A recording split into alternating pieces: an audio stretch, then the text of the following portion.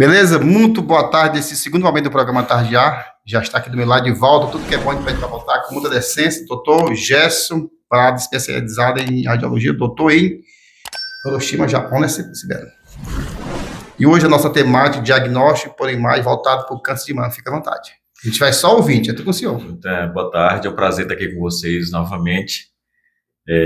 O câncer de mama, na verdade, faz parte da minha rotina diária de trabalho. Então, eu lido diariamente com câncer de mama, mulheres com câncer de mama. Interessante que outro dia eu vi uma postagem de uma outra colega médica falando como parece que as mulheres preferem ser atendidas por médicas mulheres. Mas eu fiz uma pesquisa, inclusive, sobre isso aí, dos meus atendimentos nos últimos meses. 80% dos meus atendimentos são de mulheres que me procuram para fazer atendimentos. Então eu disse, olha, eu acho que essa estatística aí não é tão certa não, porque o número de mulheres que me procuram é muito grande, a minha agenda realmente é bem cheia e esmagadoramente mulheres que buscam saúde, buscam realmente fazer os seus exames comigo.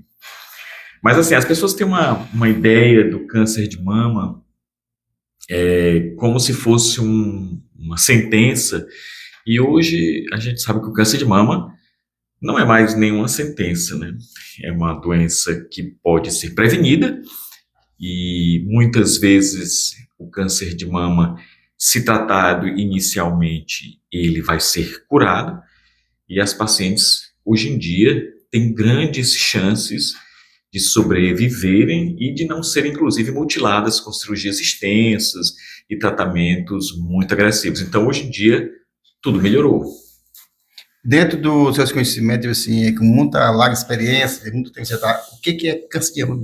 Isso é uma pergunta muito interessante. As pessoas elas acham que O que é, como é que é formado? Assim, quer saber o que é o as câncer de raízes. mama? O câncer de mama, na verdade, são várias entidades que as pessoas colocam como se fosse uma única coisa, e na verdade não é uma única coisa e nem é tão simples assim de se raciocinar, porque são várias entidades que são consideradas malignas e por isso são chamadas de câncer. Mas dentro dessas entidades existem vários tipos diferentes de câncer de mama. E é importante saber que tipo é, porque cada tipo de câncer de mama vai ter um tratamento específico, vai ter uma sobrevida diferenciada, são estatísticas diferentes e abordagens diferentes. Então, é necessário que a gente saiba que tipo de câncer é aquele para que a paciente tenha o melhor desfecho possível, o melhor tratamento possível, com os melhores resultados possíveis. O tipo principal do câncer de mama é o carcinoma ductal invasivo. Ele corresponde a cerca de 80% dos casos de câncer de mama. É esse chamado carcinoma ductal que nasce das células do ducto mamário. Dentro desse carcinoma ductal, existem ainda outros fracionamentos de subtipos histológicos também que devem ser diferenciados. A gente consegue fazer isso tudo quando a gente tem acesso à amostra, quando a gente tem acesso à peça e faz as análises necessárias. O segundo tipo mais comum do câncer de mama é o carcinoma lobular invasivo, né? O segundo tipo mais comum corresponde a cerca de 10 a 20% dos casos. E aí temos o carcinoma ductal in situ e também o carcinoma lobular in situ, que são outras entidades menos comuns, mas que também são considerados dentro desse contexto. Até os nomes são meio para a gente decifrar direitinho. E qual o papel da mamografia no diagnóstico precoce? A mamografia é o principal exame para o rastreamento do câncer de mama. O que a gente sabe hoje na literatura médica, na ciência, é que a mamografia faz a diferença para essas mulheres que estão em idade de fazer o rastreamento do câncer de mama. Existem vários exames de mama, mas aquele que se presta a atingir grandes grupos populacionais por um custo que seja efetivo e que tenha uma sensibilidade boa, nesse momento, no conhecimento que nós temos hoje da ciência e da medicina, a mamografia é o melhor exame. Claro que no futuro a gente vai ter outras modalidades de imagem, de exames, mas hoje a mamografia é o exame mais importante para o rastreamento do câncer de mama. Isso tem que ficar muito bem inserido no ideário popular, nas pessoas que não é a ultrassonografia, não é a ressonância, o exame principal para as mulheres que estão em idade para o rastreamento do câncer de mama é a mamografia. E quando a ultrassom é recomendada, e o que caso ela pode ser decisiva? Se a ultrassonografia é um excelente exame, excelente, mas ela tem indicações. E uma das indicações da ultrassonografia é quando a mamografia tem alguma dúvida. Se tiver alguma dúvida na mamografia, porque em alguns casos realmente fica muito difícil você, sobretudo em mamas jovens ou mamas mais densas, é muito difícil se detectar alguma alteração. Nesse contexto, a ultrassonografia ela entra como auxiliar. A gente vai lá para tentar dirimir alguma dúvida que eventualmente tenha ficado no exame de mamografia. A ultrassonografia, como não utiliza radiação, o ultrassom não usa radiação, então pode também ser utilizado em mulheres mais jovens, que ainda não fazem a mamografia, aquelas mulheres abaixo dos 40 anos de idade. Nessas mulheres mais jovens, não há necessidade de fazer a mamografia. A ultrassonografia é o exame de escolha nesses casos. Então, a ultrassonografia tem um papel, realmente, mas é um papel, digamos assim, auxiliar, adjuvante, para complementar a mamografia naquelas mulheres que estão em idade de fazer o rastreamento. E nas mulheres mais jovens também, a ultrassonografia é o exame de escolha. E quais a vantagem e a desvantagem? Bem, a grande vantagem da mamografia é que você pode ver uma das apresentações do câncer de mama, que são as microcalcificações. Só a mamografia de alta resolução consegue visualizar isso. O ultrassom não consegue ver isso. Então, muitos casos do câncer de mama se apresentam através de áreas de distorção arquitetural ou de microcalcificações. E assim, somente a mamografia consegue ver essas alterações com mais detalhe. O ultrassom não. Então, essa é a grande importância, a grande vantagem da mamografia. Por isso, o ultrassom deve ser utilizado apenas como método auxiliar. E a diferença da ressonância? A ressonância magnética ela já é mais aprofundada? A ressonância magnética também é um excelente exame. Só que para você ter um exame de rastreamento, você precisa de um tripé básico. Ele tem que ser um exame bom, ele tem que ser um exame barato e ele tem que ser um exame disponível. A mamografia é um exame bom, barato e é mais fácil de encontrar do que a ressonância.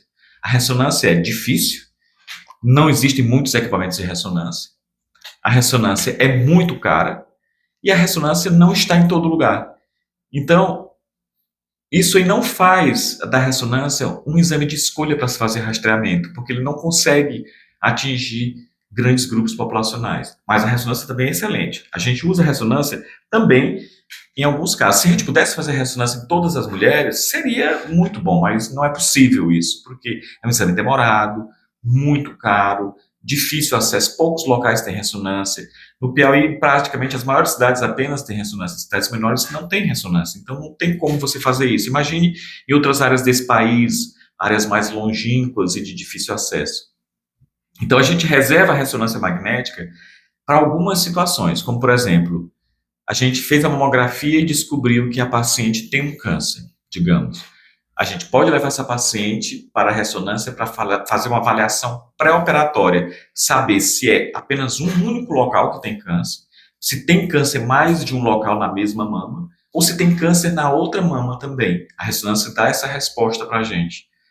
Também a ressonância pode dizer se existe comprometimento das axilas, que é importantíssimo para a definição do diagnóstico do tratamento dessas mulheres.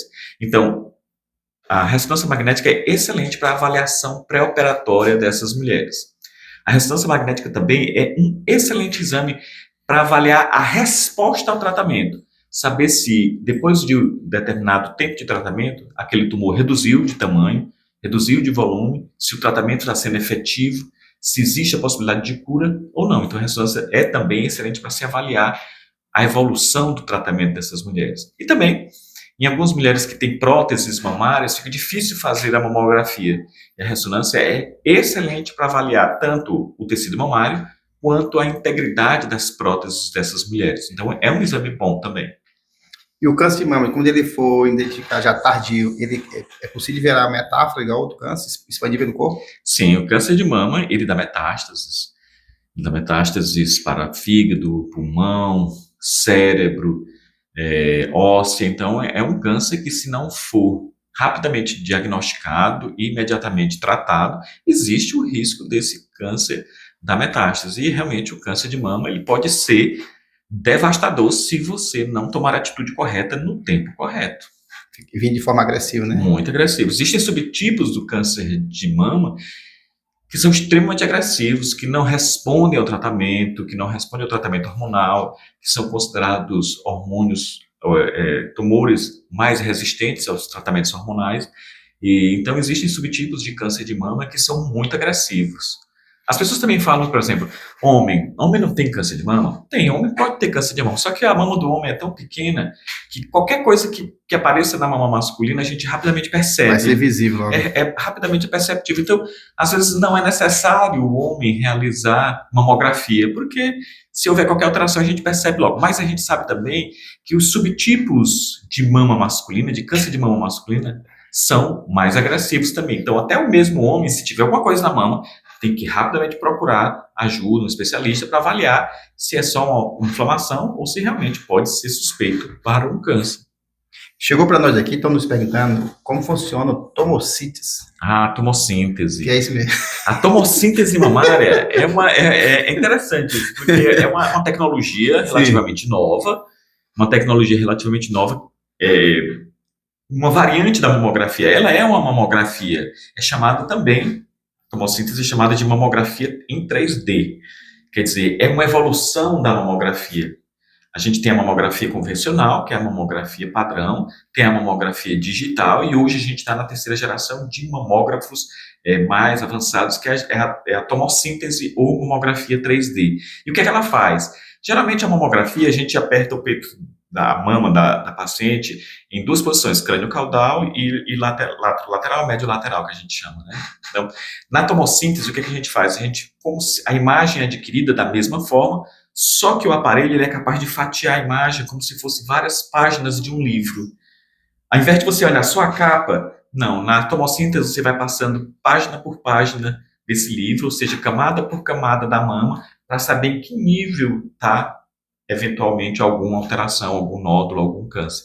Então, a tomossíntese é um espetáculo de exame. E nós temos a tomossíntese aqui em Teresina funcionando. Mas é uma pena porque é um exame mais caro, termina que fica um pouco mais difícil o acesso às mulheres à tomossíntese, porque a maioria dos convênios não querem pagar. O SUS é difícil, porque na rede SUS praticamente não existe a tomossíntese disponível, mas é um exame que está aí e vale muito a pena. Vale muito a pena. Quem vai nos assistir, se quiser registrar esse exame, só procurar o médico. Pode procurar o seu mastologista, o seu ginecologista, conversar com ele, saber se vale a pena você fazer a tomossíntese, né? Sobretudo porque naquelas mulheres que têm mamas volumosas, mamas densas, a tomossíntese é um exame espetacular. Se você tiver história familiar, tiver receio, vale muito a pena fazer a tomossíntese. Converse com o seu mastologista, converse com o seu ginecologista, exponha as suas inseguranças, ansiedades, converse com ele para saber realmente da necessidade, porque é um exame muito bom. Com tanta experiência, amor no que faz, fala um pouquinho dos avanços mais recentes de tecnologia dentro do trabalho. Um desses avanços é a tomossíntese, né? A tomossíntese, ela veio para substituir a mamografia comum. Então, eu não tenho dúvida que em um determinado momento, a gente vai ter a tomossíntese como se fosse um padrão, né, para esses exames. E tem uma outra evolução já também, que é chamada a mamografia com contraste, que é você fazer esse exame de tomossíntese e injetar contraste na via do paciente, porque o contraste, o que acontece? Os tumores, as lesões e as alterações, elas têm um maior aporte sanguíneo. Isso significa que se você injetar um contraste na sua circulação, ele vai se concentrar naquele local onde tem aquela alteração. E quando ele se concentra naquele local onde tem a alteração, o câncer ou qualquer outra alteração, fica mais fácil da gente ver. Entendeu? Então, é como se a gente iluminasse aquela alteração com o contraste. Então, essa é uma outra evolução também, que é a mamografia com contraste, que a gente vai ter em breve, já tem funcionando no país, e é uma coisa que realmente vai pegar brevemente, eu tenho certeza disso. Outra coisa também que vale a gente mencionar, que é uma evolução também da ressonância magnética, é a ressonância magnética com difusão. que é um protocolo específico que hoje em dia a gente não faz difusão em ressonância nas ressonâncias de mama padrão. Mas as novas máquinas são capazes de fazer isso. E a difusão, ela também ela é como se iluminasse determinada alteração, ela é como se botasse um holofote em cima daquele determinado tumor ou daquele determinado problema. Então, essa também é uma evolução que a gente vai perceber logo, logo, porque esses equipamentos estão evoluindo muito rapidamente. Eu também não poderia deixar de falar da inteligência artificial. A inteligência Tá, frente a artificial, tudo. ela tá como se ela estivesse fungando no cangote da gente, né? Aqui perto, já querendo substituir quase tudo. Mas, na verdade, a inteligência ela não substitui, ela acrescenta. A gente sabe que o melhor médico que existe, o mais preparado, estudioso, capacitado, eventualmente ele vai falhar. Em 15% dos casos ele vai falhar, porque a estatística diz que qualquer pessoa é factível de falhar. Então, em 15% dos casos ele vai falhar em detectar uma lesão na mamografia. Nesse caso, a inteligência artificial ajuda, porque ela faz o quê? Ela faz o direcionamento, ela diz, essa mama merece ser melhor investigada. Ela nunca vai dizer que é câncer, mas ela vai dizer que essa mama merece ser investigada. E esse local, determinado local, precisa ser melhor avaliado. Isso faz com que o radiologista que vai avaliar a mama fique atento, porque a inteligência artificial funciona como um aliado, né, dizendo, olha, é melhor você olhar esse local aqui, porque esse local aqui está chamando muita atenção. Isso é muito interessante. A inteligência artificial ajuda muito e minimiza a falha humana. Vai ser mais esse despertar, né? Exatamente. É como se fosse um despertar, porque você fica mais atento. Fique mais atento a determinado, por exemplo, a gente está olhando a mama tem vários quadrantes, lateral, medial, em cima, embaixo. A inteligência artificial vai dizer, olha, no quadrante superior externo da mama tem uma área que chama bastante atenção. É melhor a gente rever esse local. Então a gente fica mais atento àquele local do que seria um exame geral. Fica muito mais fácil, inclusive, de se perceber qualquer outra alteração.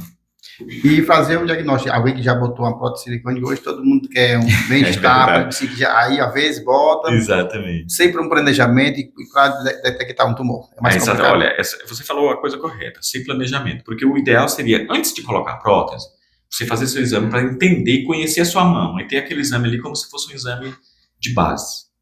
Mas muitas mulheres simplesmente colocam a prótese e nunca nem fizeram um exame de mama. E depois que colocam a prótese, descobre que tem algum problema. Ou fica muito mais difícil com a prótese. Por quê? Porque a prótese ocupa espaço. Então, a mamografia, o que é que ela faz? Ela comprime a mama, para a gente poder tirar a imagem, mas quando a prótese está presente, é bem possível que a prótese não deixe a gente apertar, porque a prótese fica ocupando o local e atrapalha um pouquinho. Então, a gente faz algumas manobras que a gente tem para poder afastar, empurra a prótese para trás, puxa a mama um pouquinho mais para frente para poder pegar só a mama, realmente o tecido mamário, mas a prótese ela dificulta um pouco, sobretudo a realização da mamografia. Mas para isso a gente tem o ultrassom para complementar, tem a ressonância para complementar, para tentar minimizar essas eventuais falhas. O futuro do câncer de mama, assim, o que podemos esperar de melhor tratamento, assim, que salvar mais vida? O câncer de mama ele está em franca evolução do ponto de vista do diagnóstico e do tratamento. Eu posso falar mais sobre o diagnóstico do que do tratamento, acho que o oncologista poderia falar melhor sobre os tratamentos, mas o que a gente sabe é que o diagnóstico do câncer de mama ele vai passar a ser muito mais rápido, muito mais efetivo. Hoje em dia a gente fala muito da biópsia líquida, que é você coletar uma amostra do seu corpo, uma amostra líquida do seu corpo e fazer as análises para saber se existe risco de alguma célula neoplásica circulante, e isso chama atenção, que você tem um risco maior de desenvolver um câncer. Isso é uma chamada biópsia líquida. Então isso também vai evoluir muito, já existe a biópsia líquida em alguns casos, mas vai evoluir para vários tipos de tumores, é muito importante. Outra coisa também é tornar a ressonância mais barata, mais fácil, mais acessível. Isso também é algo que pode melhorar muito o diagnóstico e vai melhorar no futuro, né, o diagnóstico do câncer de mama. Uma outra coisa também que eu acho muito interessante, eu participei até de uma ação que a gente fez num bairro aqui da periferia de Teresina, que é as carretas com os mamógrafos. Olha, muitas mulheres não têm acesso à mamografia, então a gente tem que fazer com que a mulher tenha acesso à mamografia. Se a mulher não pode ir até um local que tenha a mamografia, então a mamografia tem que ir onde a mulher está. mamógrafos móveis, portáteis, você levar aonde quer que seja numa cidade pequena, num povoado, no interior, longe da capital, seja no meio da floresta, mas você poder levar até aquela mulher, isso já ajuda muito no diagnóstico do câncer de mama. Ter esse encontro, né? Fazer Exatamente. a diferença, tipo assim. A gente viu que esse mês foi bem ajudado para o senhor, a gente está acompanhando, você está sempre muito assíduo nas palestras. Muito assim. cansativo, Como é que você dá conta de tudo isso? Muita palestra. O homem não dorme, não. Você procura rede social, você está sempre dando e respondendo, questionamento, você está sempre bem ativo. Esse mês foram muitas palestras em hospitais, em alguns bairros, em algumas comunidades. Eu também fiz visitas a vários empresários, porque o que acontece? É muito interessante saber que no Brasil inteiro a gente só tem 6.000 mamógrafos registrados.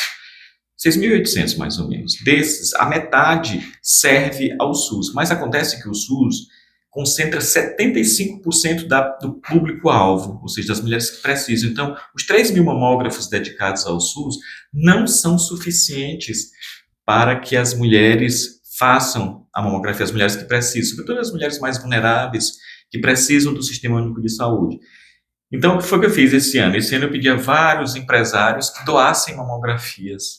Eu fui atrás de vários empresários, e por incrível que pareça, eu recebi muitas doações de mamografias, e depois começou meu celular, várias pessoas me mandaram mensagem, eu não consigo acompanhar mais o celular, de gente querendo me doar mamografia, enviar Pix para eu comprar mamografia. Então esse mês de outubro realmente tem sido um verdadeiro desafio para mim, para poder conseguir passar por ele com tanta coisa para fazer. Mas é gratificante, né? Muito gratificante. Eu fiquei muito feliz. Interessante como as pessoas, como um chamamento, existe muita gente boa no mundo. Como quando você chama as pessoas elas retribuem. Eu achei interessante aquela na academia. Sim. Você fez aí, disse assim, hoje é comigo. Exatamente. Lá, quebrar um crime um pouquinho, né? Foi super interessante. Naquela academia, ali é muito interessante, porque ali tem muitos pacientes que fazem reabilitação. Sim. Entendeu? E assim, às vezes a gente fala e as pessoas não têm noção do que a gente... Eu sempre gosto de começar minhas palestras perguntando para as pessoas o que elas sabem sobre o câncer de mama para que eu possa ajudá-las. Porque não adianta eu ficar só falando se a pessoa não consegue internalizar aquilo. Então, eu sempre vou e peço, o que é que você acha disso? Como é que você acha, qual é a causa do câncer de mama? Que você acha? Para que as pessoas, provoquem as pessoas para que elas raciocinem sobre esse problema, que é um problema social, é um problema que todos nós temos que enfrentar. Todos nós temos alguém na família ou alguém conhecido que tem câncer de mama ou vai ter câncer de mama. Então, a gente não pode jogar isso por debaixo do tapete. A gente tem que entender e enfrentar o problema. Além da fundação, as ONGs, os voluntários que trabalham, também para dar conta do projeto dos governos. Tem alguns que vêm para somar, para ajudar? Na verdade, assim, a maioria dessas organizações, elas já fazem um trabalho espetacular, como, por exemplo, a Fundação Maria Carvalho, sim, que faz um trabalho excepcional de apoio às mulheres com câncer. E também, eu poderia citar a Rede Feminina de Combate ao Câncer. No caso da Fundação Maria Carvalho, o presidente Dr. Luiz Ayrton, que é um que há anos ele faz esse trabalho espetacular de apoio às mulheres com câncer.